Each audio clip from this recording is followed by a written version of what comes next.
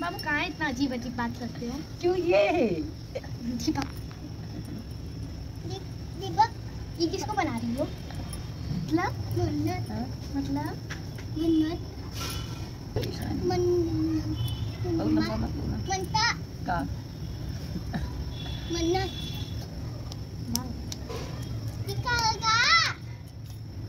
मेरा फोन का दिन दशा अच्छा नहीं जा रहा। इधर इधर पिछली बार एक्स्ट्रा था।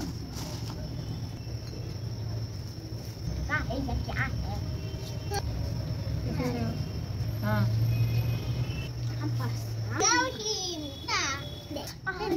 अगली बार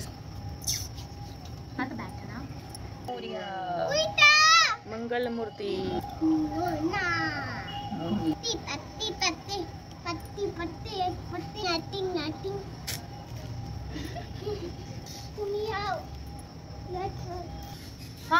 हाँ निकले वो देखो कैसे कर रहा है। ज्यादा अच्छा नहीं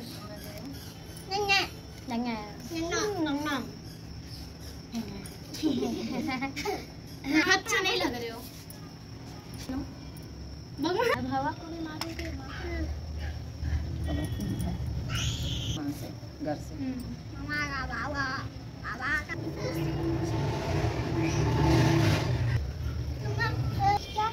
इन लोग को याद नहीं रहता है, हर साल एक ही चीज।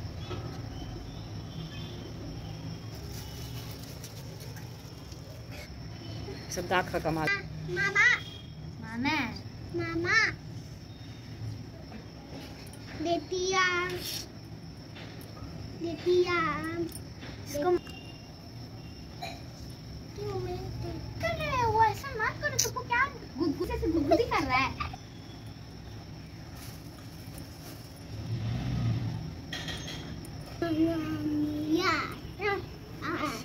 कितना सुंदर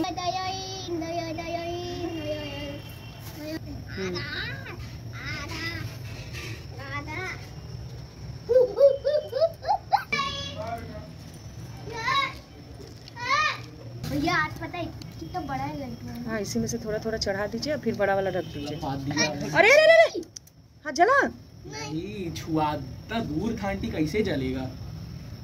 और इतना पावा है लड्डू है, इतना पावा लड्डू है का इतना मैंगो देता नटवाओ। गणेश चतुर्थी व्रत कथा भाषा टीका सहित। ओम श्री गणेशाय नमः। श्री गणेश जी बोले, भाद्रपद महीने के संकट चतुर्थी हर प्रकार की सिद्धि दिया करती है। पहले कहे हुए प्रकार से उनकी पूजा करनी आगे कहूँगा। श्री कृष्ण जी बोले, इस प्रकार पुत्र के कहने पर माता पार्वती ने पूछा कि पूजन और भोजन में कौन सा विशेष प्रकार करना चाहिए। श्री गणेश जी बोले, गुरुओं द्वारा कहे गए मार्ग से भक्तियुक्त हो उनके व्रत का आचरण करें। 12 महीने में भिन्न भिन्न नामों से उनकी पूजा करें। 12 महीने में चतुर्थी के दिन प्रातःकाल नित्य कर्म से निवृत्त होकर विनायक, एकदंत, कृष्णपिंग, गजानन, लंबोदर, भालचंद्र, हेरम्ब, विकट, वक्रतुंड, आखुरथ, विघ्नराज तथा गणाधिपति प्रभृति 12 नामों से पृथक पृथक पूजा करें। पहले कृतयुग में नल नामक एक राजा हुआ जिसकी दमयंती नाम से प्रसिद्ध परम सुंदरी एक रानी थी। वियोग से स्त्री वियोग के दुख को देने वाला उसको एक शाप मिला था। उसकी स्त्री ने इस उत्तम व्रत को किया था, का पति नल प्राप्त हो गया। श्री कृष्ण जी बोले, हे युधिष्ठिर, इस प्रकार पार्वती द्वारा पूछे जाने पर गणनायक ने जो कहा उसे सुनो।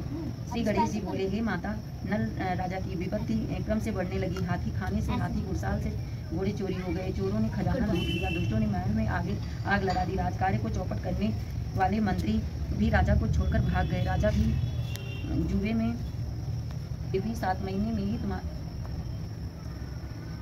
अपना राज्य पाठ गंवाकर अंत में दमयंती के साथ जंगल चला गया। वहाँ भी विपत्ति ने उसका साथ नहीं छोड़ा और दुर्दैव के कारण दमयंती से उसका विछोह हो गया।